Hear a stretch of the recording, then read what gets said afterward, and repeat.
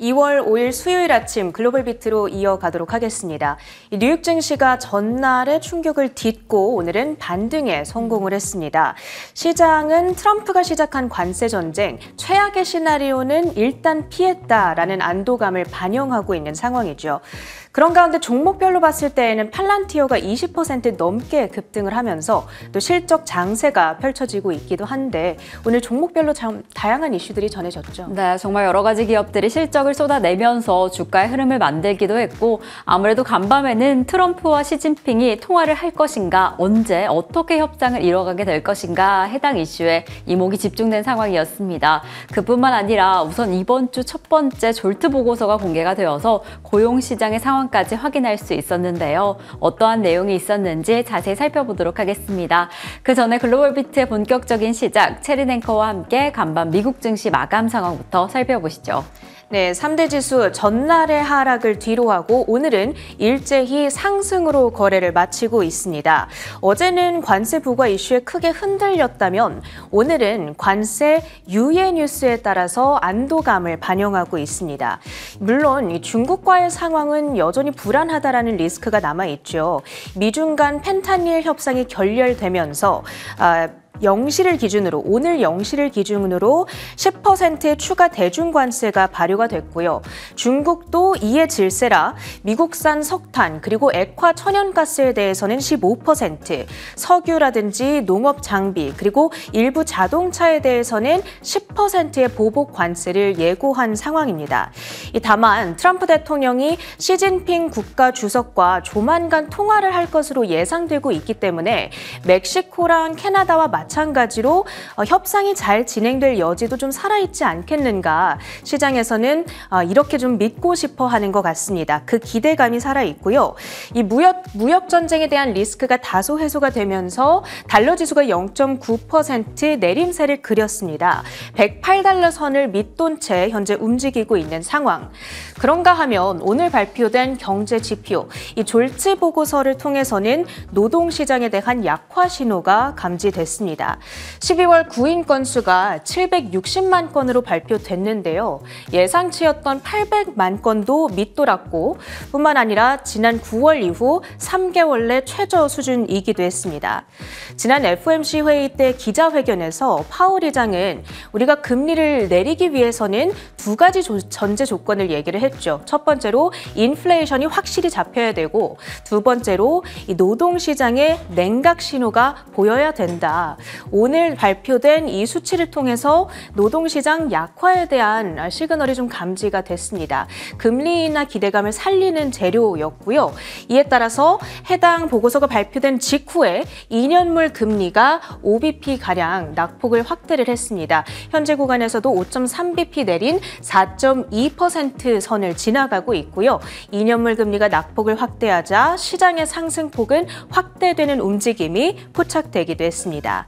자, 이렇게 시장의 전반적인 움직임들 살펴봤습니다. 히트맵을 열어서 섹터와 종목별 분위기도 확인해 보시죠.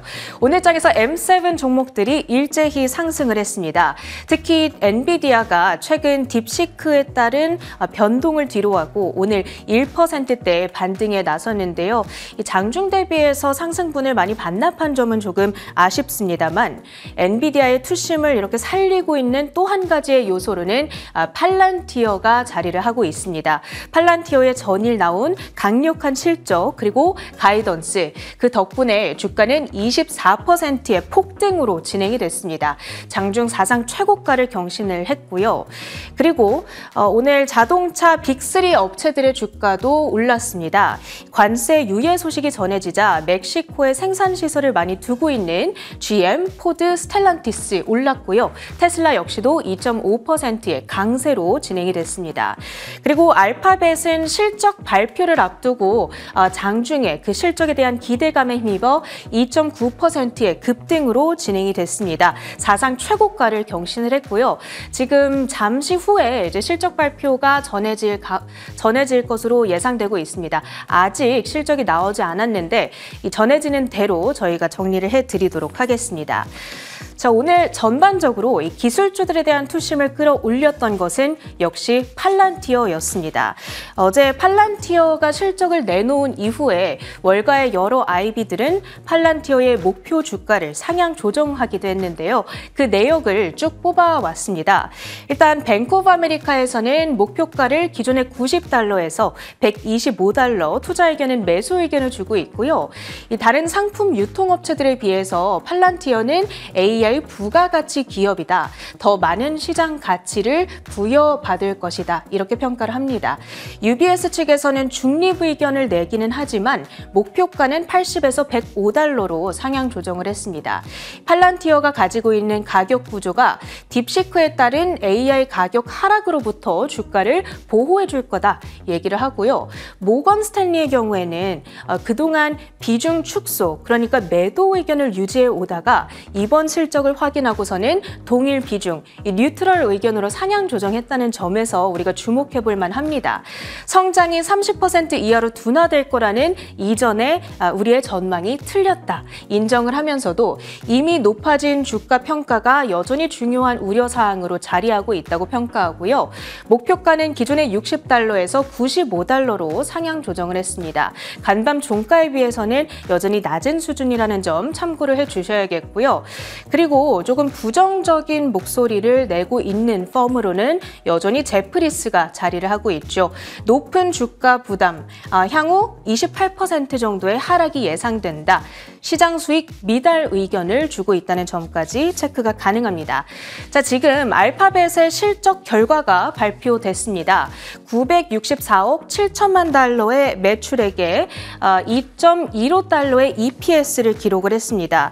예상되고 있었던 매출 수치가 965억 6천만 달러이기 때문에 매출이 일단 미스가 났고요. EPS는 예상치가 2.13달러였기 때문에 어닝은 비트를 기록을 했습니다. 어찌됐든 그 알파벳의 실적을 볼 때는 지금 가장 핵심 수익원이 검색 광고 그리고 유튜브 광고를 통해서 벌어들이고 있는 매출인데 이 매출에서 미스가 나타나다 보니까 시간의 거래에서는 6% 정도의 급락 반응이 일단은 나타나고 있습니다. 자, 지금 잠시 후 진행될 어닝콜을 통해서 클라우드 부문에서의 성과 그리고 지금 많은 비용을 들이고 있는 AI 투자, 이 R&D 쪽에서 얼마만큼의 비용 투자가 이뤄지고 있고 이를 통해서 어느 정도의 성과가 또 나타나고 있는가 여기에 대한 코멘트들을 하게 될 텐데요. 이에 따라서 또 이 애프터마켓에서의 상황이 반전될 수 있기 때문에 지속해서 체크를 해보셔야겠습니다. 일단 지금은 쇼크로 진행이 되고 있네요. 그 밖에 정규장에서 특징주들 조금 더 확인을 해보겠습니다. 오늘 엔비디아에 대해서 뱅크 오브 아메리카에서도 목소리를 냈는데요. 이 딥시크에 따른 역풍 헤쳐나가는 데에는 문제가 없을 것이다. 목표가를 $190로 제시를 했습니다. 월요일 종가에 비해서는 63% 급등한 수준을 제시하고 있고요. 에스티로더는 실적 발표 이후에 상당한 실망감을 받아가고 있습니다. 특히 3분기 가이던스에 대한 실망감 자리를 하고 있고요. 매출 회복을 위해서 구조조정, 최대 7,000명의 감원을 진행하겠다라는 소식까지 전해지다 보니까 지금 상황이 많이 어렵구나 이런 해석이 나타나면서 주가는 16%의 급락, $70 선마저 반납한 채 거래를 마쳤습니다. 그 밖에 이슈가 있었던 여러 특징주들도 확인해 보겠습니다. 오늘 미국 증시에서 백신과 식품 관련주들이 일제히 급락 움직임을 나타냈는데요. 이 트럼프 대통령이 차기 보건부 후보로 지명했던 인물이죠. 케네디 주니어의 보건부 장관 확정이 이제 임박하고 있는 상황입니다. 이 케네디 주니어는 백신 회의론자이자 초가공 식품에 대한 비판자로 잘 알려져 있죠. 그러다 보니까 모더나와 노바백스, 화이자 등의 백신 관련주들, 몬델레즈와 허쉬, 크래프트 하인즈 등의 식품주들이 일제히 하락세를 나타냈습니다. 그 가운데서도 낙폭이 가장 두드러졌던 종목은 모더나 6.6% 급락한 $34 선에 오늘 거래를 마치고 있습니다. 다음으로는 머크도 확인해 보겠습니다. 이 가다실 백신, 자궁경부암 백신인데요. 중국으로의 출하를 중단한다는 소식이 들려왔습니다. 거기다가 매출 전망치 역시도 하향 조정을 했죠. 됐죠. 2025년도 매출 밴드를 641억 달러에서 656억 달러로 제시를 하고 있습니다. EPS 역시도 조금 그 하단이 실망스러운 수준으로 나타나고 있다 보니까 여기에 대한 실망감 주가에 크게 반영이 됐죠. 9.1% 급락하면서 90달러 선에 거래를 마치고 있습니다. 마지막으로는 PVH 그리고 일루미나까지 확인을 해보도록 하겠습니다. 이 PVH는 캘빈 클라인 잘 아시는 그 의류 브랜드를 가지고 있는 회사이고요. 그리고 일루미나의 경우에는 유전체 분석 장비를 제조하고 있는 회사 세계 1위 규모에 해당합니다. 중국 정부가 이 두 기업을 블랙리스트로 지정을 했는데 직역하면 신뢰할 수 없는 기업 목록에 이름을 올리게 됐습니다. 미국의 관세 조치에 따른 보복 대응이라고 볼 수 있겠고요. 특히 일루미나의 낙폭이 컸습니다. 5.2% 물러난 124달러 선에 오늘 거래를 마칩니다. 특징주들 정리하고요. 주요 외신 헤드라인들 살펴보시죠. 네, 글로벌 헤드라인 소식 고용시장으로 출발해 보겠습니다. 이번 주에는 여러 고용 데이터가 줄지어 공개가 됩니다. 그 첫 번째로 졸트 2인 구직 보고서가 공개가 됐는데요. 이 구직 규모 건수가 예상치를 크게 하회하는 수준이 공개가 되었습니다. 어떠한 내용일지 자세한 수치 살펴보도록 하겠습니다. 미 노동부는 졸트 구인 이직 보고서에서 지난해 12월 구인 건수가 760만 건으로 전월 대비 55만 6천 건 감소했다고 밝혔습니다. 이는 지난해 9월 737만 건 이후 3개월 만에 가장 낮은 수치이며 시장 전망치인 800만 건에도 크게 못 미치는 수준입니다. 미국의 구인 건수는 지난해 9월 3년 8개월 만에 최저 수준으로 떨어지며 노동시장의 급속한 약화 우려를 키운 바 있습니다. 네, 이 미국 내 구인 건수는 연준이 인플레이션과 함께 주의 깊게 살펴보는 지표인데요. 만약에 노동시장이 악화된다라고 한다면 이 금리 인하를 서두르기 때문에 이 부분을 아주 크게 집중하고 있었습니다. 우선적으로 간밤에 공개가 된 졸트 보고서에 따르면 이 12월 구인 건수가 전월 동기 대비 55만 건 이상 하락하는 수준이 확인이 되었고 전년 동기 대비해서는 130만 건가량 하락하는 수치가 확인이 되었습니다. 이렇게 구인 시장이 위축되었다 라고 한다면 노동시장이 약화되는 게 아니냐라는 우려감이 좀 고조되었던 간밤이었는데요. 이러한 이슈 때문에 이 간밤에는 국채금리 가격 역시나 국채금리도 하락했던 상황이었습니다. 하지만 이렇게 지표가 좀 하락했다라고 해서 지금 노동시장 전체가 악화되었다라고 해석하기에는 좀 아쉽다라는 이야기도 있습니다. 그러니까 지금 그리 크게 우려할 상황은 아니다라는 수치도 함께 공개가 된 건데요. 자세히 살펴보니까 이 해고자 수 자체는 적어서 침체가 그리 심각한 상황은 아니다라고 시사되고 있습니다. 그리고 퇴직 비율도 채용 비율도 고용 건수 역시나 전월 동기 대비해서는 그리 나쁘지 않은 상황으로 공개가 되었습니다. 지금 이러한 상황이라면 연준의 금리 인하가 그리 빨리 서두르지는 않을 것이다라는 평가가 나오고 있는데요. CNBC 측에서는 지금 연준이 노동시장의 둔화 징후를 자세히 살펴보고 있다라고 이야기를 했습니다. 그리고 이에 블룸버그는 지금 물론 노동시장이 조금 약하기는 하다. 하지만 지금과 같은 얕은 냉각 속도가 유지될 것이다 라고 이야기를 했습니다. 약하기는 하지만 그리 깊지 않은 침체 수준을 어느 정도 이어가게 될지 체크해 보시면 좋을 것 같은데 그래서 지금 이 시점에서 가장 더 중요한 고용지표로는 다가오는 7일 공개가 될 1월 고용보고서일 것으로 보여집니다. 이 안에서 어떠한 수준의 고용 수준이 표시가 될지 저희와 함께 체크해 보시면 좋을 것 같습니다. 저희는 계속 이어서 두 번째 헤드라인으로 이어가 보겠습니다.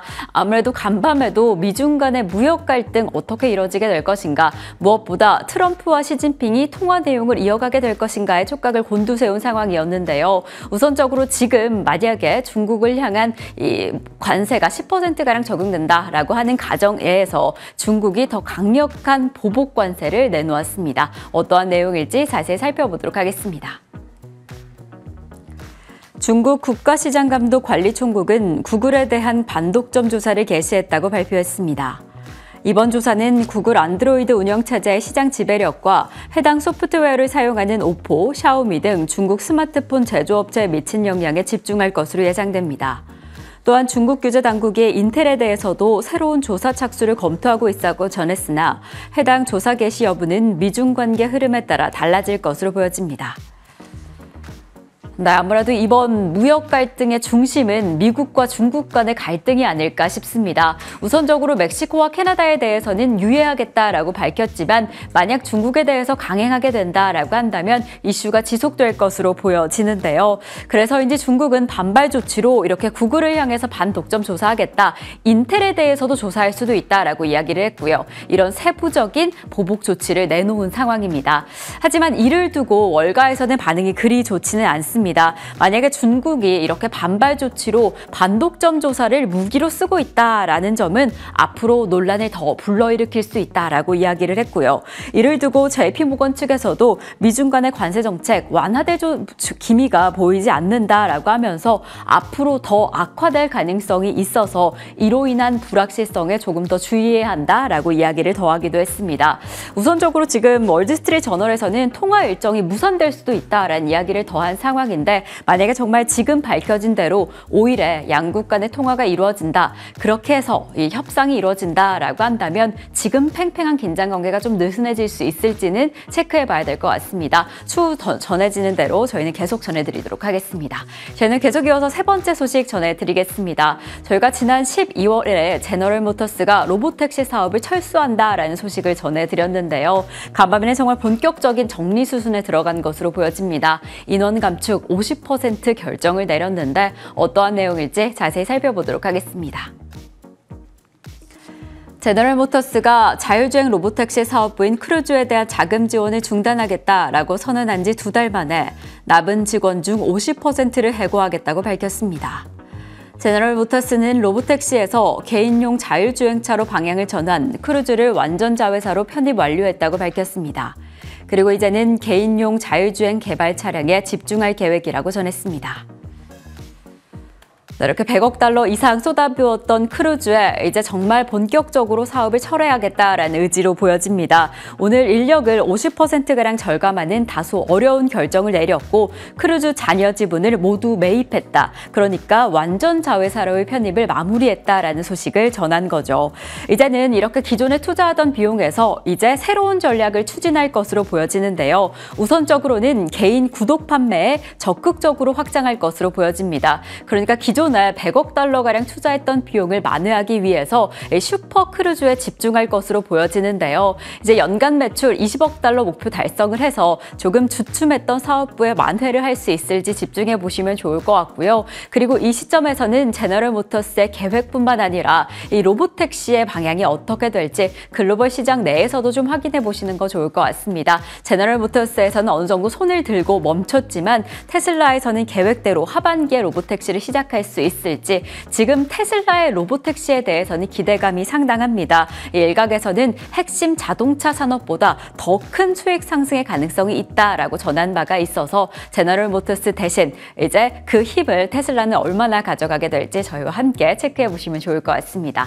저희는 계속 이어서 네 번째 헤드라인으로 이어가 보겠습니다. 저희가 머크의 실적도 공개해 드렸는데요. 매출과 EPS는 시장 예상치를 상회했지만 여기서 문제는 중국 시장 내에서 성장 가능성이 둔화되고 있다라는 점입니다. 이에 주가가 좀 크게 하락하고 있는데 어떠한 내용일지 자세히 살펴보도록 하겠습니다. 글로벌 제약사인 머크앤드컴퍼니는 4분기 매출과 순이익이 시장의 예상치를 상회했으나 주력 의약품인 인유두종 바이러스 백신의 매출 감소에 주가가 10% 이상 급락했습니다.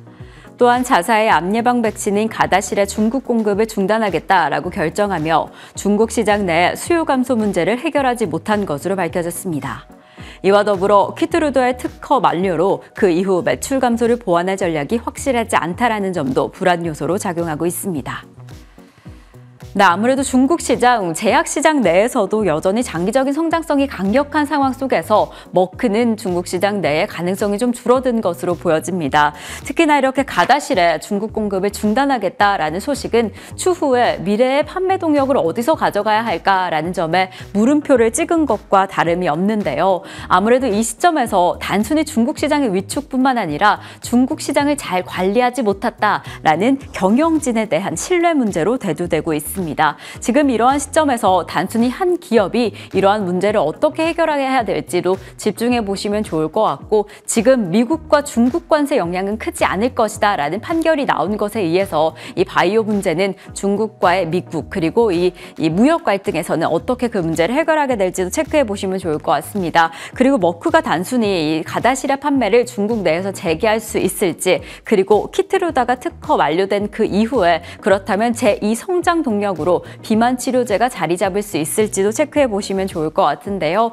이러한 측면 내에서 제약 바이오 시장의 판도도 저희와 함께 체크해 보시면 좋을 것 같습니다. 이상으로 글로벌 비트 전해드렸습니다.